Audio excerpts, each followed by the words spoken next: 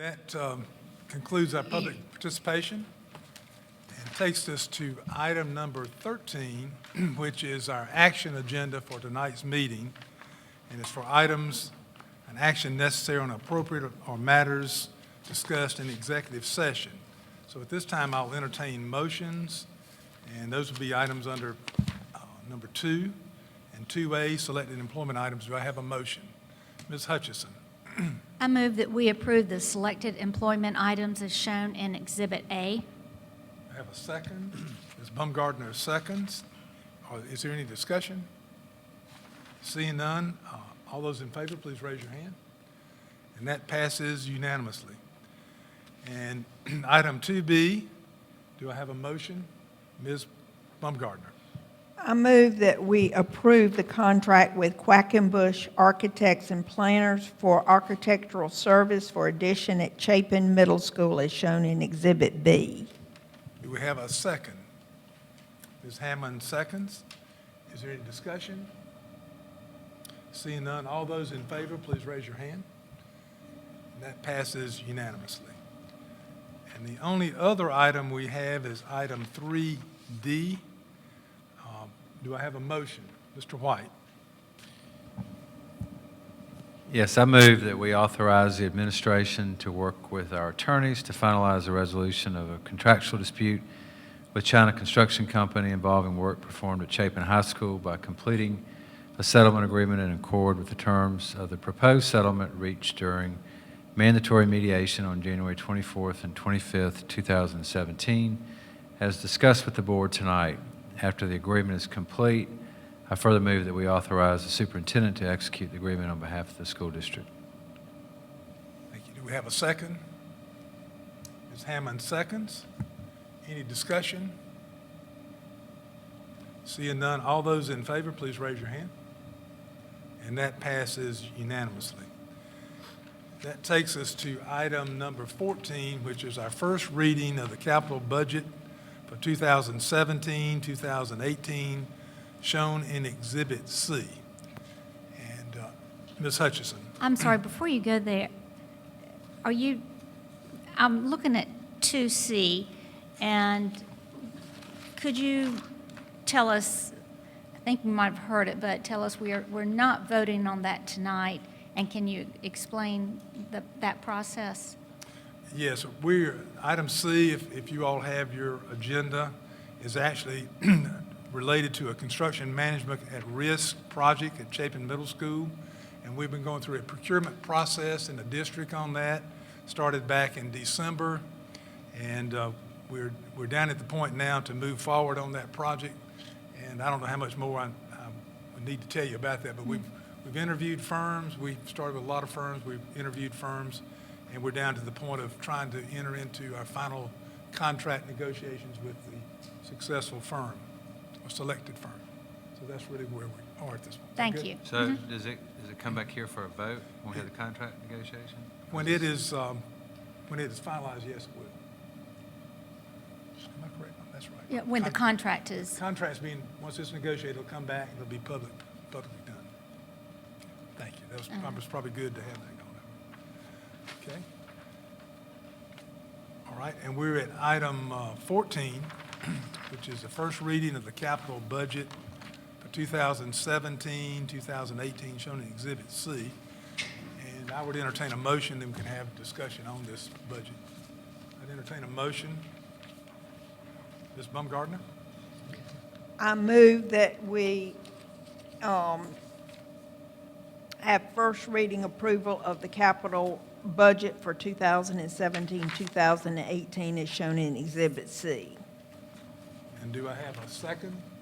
That's Exhibit D. Exhibit D. She said C. D. D as in David. Oh, okay, I'm sorry. All right, we have a second, Ms. Hutchison? Right. Thank you. Now, discussion. Does Mr. Richardson, is there anything that you all need to touch on with this, or we need, I know we've had our discussion about it, and Mr. Carlin's here too. So.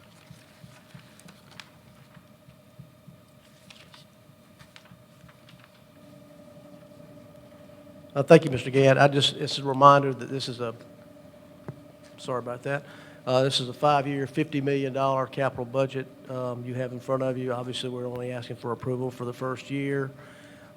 Just remind you that our priorities in this budget are maintaining our physical plants in the district, which include roof replacements, HVAC systems. We also have technology, activity bus replacements, curriculum-related renovations that may be needed, and anything that we could have pop up on us that we don't otherwise know about, which would be a contingency line item there. This $10 million budget is based upon what we estimate that will be available to the district at the current millage rate for debt service. Ms. Hutchinson. Thank you. Mr. Richardson, thank you so much for responding to my email. I had the question about the school identified needs, and you say in there right now that, as I understand it, you're conducting meetings with the principals at each of the schools to determine the needs. Is that correct? Yes, ma'am, and excuse me, I've been meeting with them on, operational budget and capital budget, and I'm taking those needs into account as we go through and meet with all the principals. We've done probably more than half so far. I will mention to you some of the things that we've done in the past, and hopefully we've shown you on some of our updates that we've provided to you that, we've done, and this is not an all-inclusive by any means, but some of the things I could think of right before the meeting. We've replaced all the carpet in the classrooms in Dutch Fork Elementary School. We've redone the stairwells, the restrooms in Irmo High School. We continue to do some of that. We've bought furniture for various schools across the district. Obviously, painting is an ongoing thing that we're trying to do. Oak Point Elementary School, we had 4 special ed classrooms with carpet in there that we've replaced with tile. We've done some, I don't know what you call it, activity area at Chapin Intermediate School. It's not a playground, but I guess it's a activity surface, yes.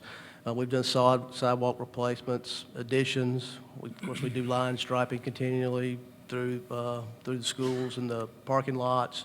We bought football helmets for the 3 high schools with sports this past year due to all the issues we've had with football helmets.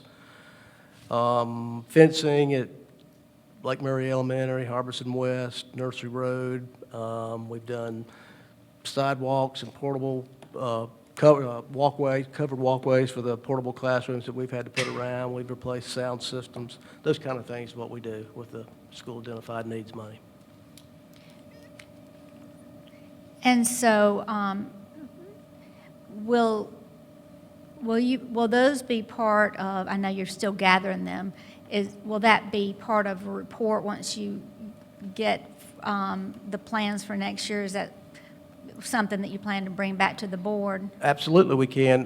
We're actually trying to put together, because this has been, in the past, schools have submitted those requests, they've been stuck in a folder somewhere, and we're actually trying to develop a system now where we'll be able to track them and provide updates periodically on where we are with all the requests. So hopefully in the next sounds few good. weeks, we'll have something like that. Okay, thank you. I think that we'll definitely look forward to seeing those. Appreciate it. Yes, ma'am. Mr. Halterwalker. Yes, sir. Item number 37, safety and security equipment. There are no proposed updates or improvements for that area, or is that someplace else in here? Well, it's more than likely right now it's going to be included in the technology budget. Most of the things that we had in that were identified as security cameras across the district. A majority of that was. It's a pretty big undertaking in this district to upgrade all of our security systems, so that's sort of being rolled into the technology part right now. Some of the other items that include with security, like door lock changes, those kind of things, will be part of the school identified needs. Sure. Thank you. Ms. Hammond. Mine are 2 questions, but 36, the activity bus replacement, is that the one bus that services all of District 5? Actually, we've been replacing 2 activity buses per year. And that's the one, like, it's different, I know, than school buses, but it's, all the different schools use it for Oh, their yes. trips, Yeah, yeah. the field trips, like athletic events, all of that. And then, is that like proposed each year, that amount? Is that just maintaining or buying a whole new one? That's actually buying 2 a year and Buying replacing the two a year. fleet. Okay. And then the other We buy question. 2 full-size ones. You Gotcha. could buy smaller ones. And on school buses, am I right about this? The ones the kids use, do the state, does that come out of the state funds to buy new buses? When we get a new, that's not, I mean, doesn't the state buy, or we have to buy? Yellow school buses? The Yeah, yellow are- school are- buses. They're owned by the state and they're That's bought what by I the state. thought, okay. So it just made me think about that here, but my other question was on technology plan. I realize that undertaking, I just think about it even as a teacher, technology's changing every day, but like say do we have whatever each school has in the hands of each student, whether it's an iPad or their different devices. Do we have like a contract where those are updated? I'm wondering about this, such an awesome, I'm trying to think in the classrooms where I'm talking about. I know we have technology all over, but what the kids actually use. Are we committed to so many years for if you have the iPad, I'll take that, and then every kid has one? Because I think I asked this, the different schools have different things. Am I right? What they have in the classroom? Well, your high school, on your one-to-one devices, your high schoolers Yes, are given one-to-one iPads, and middle school is Chromebooks. Well, I wanted to say this here. I think we talked about the last meeting, and I know you guys that have this on your plate. I know in the high schools, at least I know Irmo High, and probably the other two, the kids do a lot with their phones. And remember, we talked about it can sort of scramble up the rest of the technology. Is that in this technology plan? Do we try to figure out how we can have all the Wi-Fi we need, and yet it's not messing up the teacher's plan for that day when we have so many different modes of technology? Well, that's a great question, and it is a part of what we're looking at. Right, I didn't know if comes in here or not. That's, Well, just since you brought it up, I mean, the Wi-Fi issues, we knew we had issues, and we knew eventually we were going to have the kind of problems we're having now.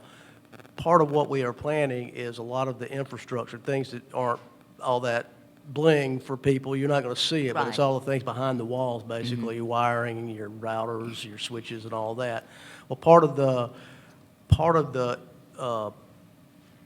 work that we're planning on doing is upgrading our entire file servers across the district, which will, as part of that, was going to take care of the Wi-Fi issue that we're having now. It will probably be this summer before we have it completely resolved, but that's our plans. and I know it's ongoing, but I think that's important to the kids and to the teachers.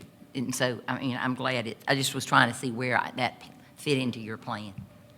Well, Thank you. that's part of it, and we also have the issue with iPads right now are at the end of their life, so we've got to come up with some replacement for those as well. Well, is that like, do you do a contract for those, say if one school's using the iPads and then they're kind of dying out, or we get something better, do we have sort of a trade-in where they give us some type of credit? That has not been the case so far. Okay. Thank you. Mr. Cates? Mr. Richardson, the projected revenue of $10 million, does that represent 100% funds available for the capital budget plan? So that would be our total projected for capital.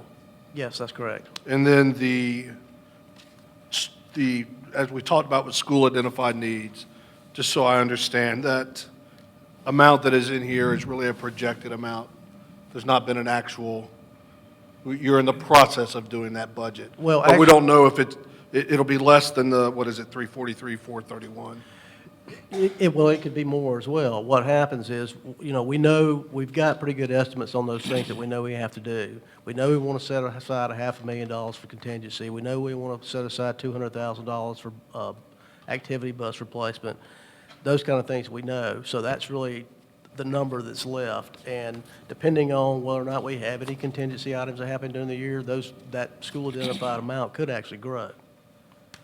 And that growth would be, where would that come from if you, From the contingency amount. from the 5 million? Now, that's assuming we get the $10 million. The current fiscal year, we got roughly $9.5 million. So it's an estimate. If I may there, I'm going to make sure I understood you correctly. When I think you said does the 10 million represent the max? That's what, Mr. Richardson, am I correct?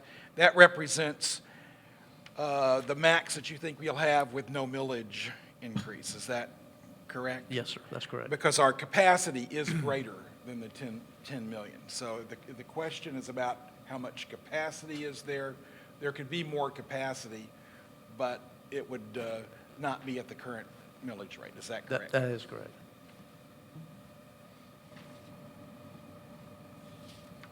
Mr. Richardson, I just wanted to commend you and your staff and talk about this a little bit. We're projecting a budget 5 years out.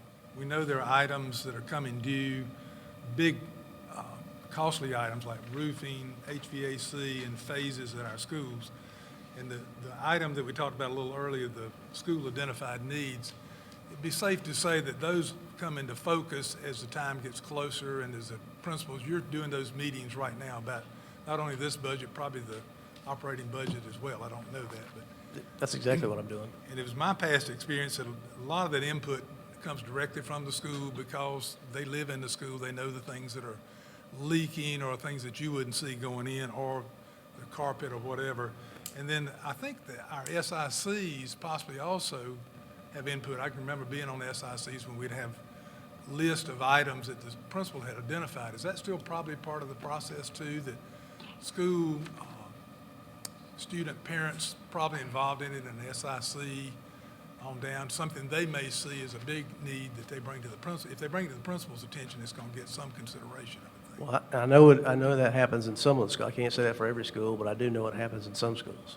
But in the big picture, most of this budget, and especially next year's budget, is going to be roof and heating and air conditioning. Doesn't leave a lot, $3 million here for computer technology. But the defining parts, a little smaller pieces, which is still a lot of money, will become more focused and more known as we go forward with these hearings you're having, right? Yes, sir, that's correct. And for some of those items that we know that we'll probably end up having to do or try to do, to whatever extent, I don't know, like furniture, those kind of things, we'll probably go ahead and place orders as soon as possible so that we have them for next year. Right.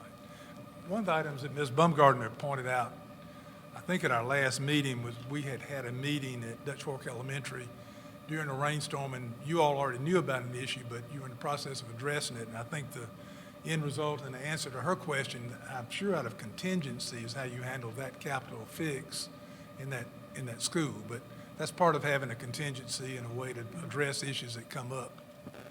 That is, I'm not sure that's what we did in that case. I think our guys were able to repair that leak. Right. I was in the school not long ago, and they were pleased with the fix on that too. So. Any other questions on capital budget? All right, we've had a motion and a second. Is that correct, ma'am? So all those in favor of this first reading approval, please raise your hand. And that passes unanimously. And brings us to item number 15, which is first reading approval of the proposed revisions to board policies as listed under Exhibit D. And Dr. Jakes, do you want to enlighten us, or should we take these one at a time? Or would you like to give us a little overview, then we'll have a motion and go forward with it? I know we had some suggestions last meeting that you have incorporated. Yes, sir. So it's important to remember that these are clustered. We have companion items for support and professional staff or certified staff. And so we're really looking at 4 clusters of items. And as we look through the first, we're looking at retirement. And as we go in and review that, I've made a couple of edits based on feedback last time. And we have specified that the Chief Human Resources Officer will be notified. So I'll facilitate that notification from employees to you to move forward with those processes. When we get to the second cluster of items and we're looking at the resignations, we're also going to modify that so that the Chief Human Resources Officer can facilitate that notification. And as we look at the items that are related to the superintendent, we're also adding the superintendent's designee so that we can very swiftly facilitate resignations. And we did look again at language, as you suggested, when we look at the discipline, suspension, and dismissal of professional staff. We did look at those, and I did consult the attorney, and she did confirm that because of the language in the statute, we do use those specific terms that we covered last time. And in the second list of bulleted items where the question was, why are the terminologies a little different? Why aren't the lists consistent? And that's because those are specifically selected as well to get at other statutes. One example is the Safe Schools Climate Act, which specifically would require us to address bullying. But again, we always have the safeguard of having our Board of Trustees involved when we get to the point where we would look at a termination of a professional staff member. All right. Let's go ahead and do this. Let's get a motion, then we'll come back and have the Okay. full discussion. I'd entertain a motion. Would we like to do these as a group? Dr. Jakes, what would you suggest? Or we can do them as a group under Exhibit D and then address each one as a person had a. Yeah. All right. Let's have a motion that covers all, if somebody would do that. Ms. Hutchinson, will you do that? Yes. I move that we give first reading approval of the proposed revisions to board policies as listed in Exhibit D. Second. Ms. Hammond seconds. And now we'll open up for discussion. Ms. Hammond, I'll go to you first. Mine was specific to the, let's see, to E, discipline, suspension, dismissal of professional staff. I think we brought up the idea of, what the wording is if we had a teacher with a long-term illness, and then I know after a certain amount of time, and I understand the importance of the student and getting the teacher in there. But I was wondering if we were able to look at some type of way that we protect that valued employee that has loved teaching, and maybe they have a fight with a disease that takes them out longer than we wait by our policy, that we could have some type of safety net that they, some type of wording. I mean, I don't know what I'm after except to have a safety net to keep a valued teacher that maybe fights a disease and is able to come back and wants to come back. How could we have some type of sabbatical or some type of wording in our policy? If I have any other, I know Mr. Gant, when I brought that up, understood we've known of some really good teachers. And, it may be that they could never come back. But I think we are a place people want to come and work. And I just think that their job is protected if they had an illness. And, with all the technology, we have cancer patients. I'll use that for an example. And we're reaching new heights of being cured and being able to come back and work. So that was and I didn't know, Dr. Jakes, I looked, I don't know where exactly would put that, but that's one of my concerns. And my other one, and open up to other people, is I just wanted to be sure when we give someone that's been, I wanted to kind of let you clarify for the teachers and the public, if something happens where they need an improvement plan, we do have steps to try to redirect teachers and not lose the valuable teacher that maybe just needs some redirecting. And I wasn't sure, I was hunting that in the wording, but I don't know that I found it. I'm sure it's there, but I'll let you explain it. Absolutely. The Teacher Employment and Dismissal Act spells out in statute exactly what must happen before a certified staff member is terminated. And part of that is offering assistance, a timeline of assistance. It's very, very specific. And before a teacher would ever reach the point where he or she would be recommended for termination, all of those things would have to be checked off, would have to be done, and ultimately the Board of Trustees would be involved in that due process hearing. And so it is quite a specific matter that's outlined specifically in our state statute. So it's state and our policy. Yes, ma'am. How about for my long-term sick teachers? Absolutely. And I think the key word here is sensitivity, that we want to be appropriately sensitive to the needs of our employees. We want to look for every opportunity to be supportive of them. And since we last met, I've had the opportunity to really work very closely with Karen Carmichael, our benefits specialist, and go through and look at specific examples of when we've separated, when employees have reached these opportunities. One thing that that pleased me is that we have really gone about assisting employees with obtaining disability looking at their long-term disability policies that we offer through our benefits program. And so, so it was very much so a one-on-one process as we went through and looked. And so I am glad to see that we have been very sensitive, that we are looking individually at the needs. When I spoke with the attorney about the inclusion of the FMLA piece, we are advised to do that because that is a federal law. It is in place, and we want to show that, because that is a benefit, even ensuring that we are observing that we are allowing employees up to 90 days of leave. But what I'll do is continue to look at that, continue to explore ways that we can be sensitive, that we can have more success stories, and we always want to support that valuable employee and to offer them every opportunity to come back. So I think that's going to be something we continue to dig into, that you've clearly made that commitment and you've given that charge, and so we'll continue to look at it in a very sensitive way. May I respond there as well? I think we have to go back to our guiding principles, and our number one guiding principle, as I recall, is that we make all decisions in the best interest of students. Yes. And so we want to balance that. We certainly want to take good care of our staff, but I think making a hard and fast rule probably is not the way to go. I think we work with them individually, but when you're looking at a student who could be in a class that they really need the content, they really need the instruction, and do you really want them to be with a series of substitute teachers for the balance of the year when the teacher may have already been out 90 days?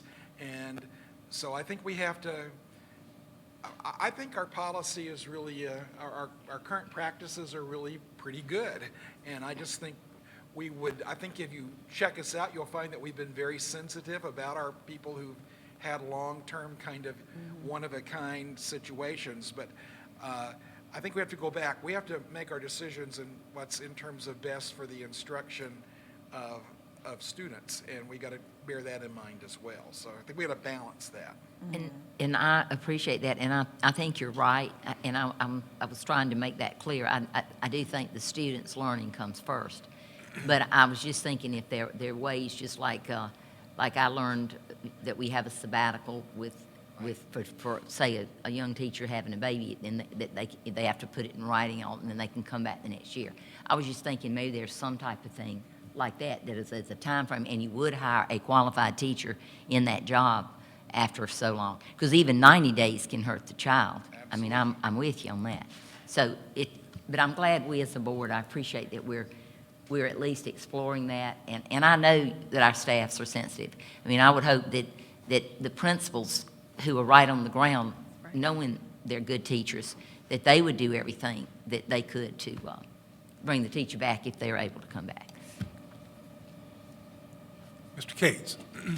Dr. Jakes, thank you for your hard work on this and for being so responsive to our questions from the last board meeting. Just for clarity for myself, for example, on page 14, it's the discipline, suspension, dismissal of professional staff. In my opinion, that list, that bullet point list, is overly broad, but what I heard you say, so is the legislation, so that's why we have the list that we have. Not so much your choice or our choice, but that's the way it's interpreted from the state. Yes, sir, and that's absolutely correct. Thank you. Any other discussion? Mr. Haldeman? Just a comment based on what Mrs. Kate said. So I had that same page and also page 16. So it's legislative says there's a difference in gross immorality and immorality. Is that what they say? Gross immorality is the term that they use, yes, sir. So there's a difference in the two.